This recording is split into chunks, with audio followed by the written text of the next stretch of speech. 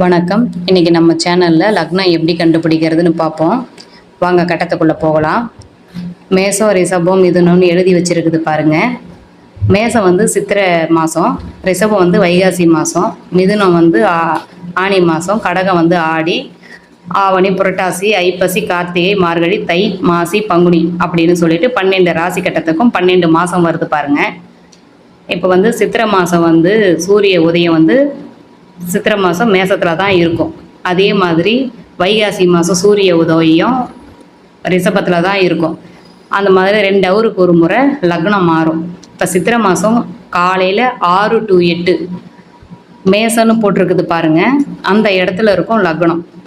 அதே மாதிரி வைகாசி மாதம் லக்னம் வந்து 6 to 8 வந்து ரிஷபத்தில் இருக்கும்.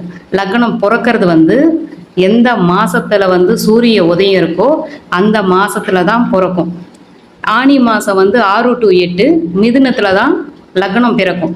அந்த மாதிரி அதே மாதிரி இந்த மாதம் வந்து என்ன மாதம், இன்னைக்கு பங்குனி 2, இன்னைக்கு காலையில் 6 to 8 மணிக்கு மீனத்தில் தான் லக்னம் பிறந்திருக்கும்.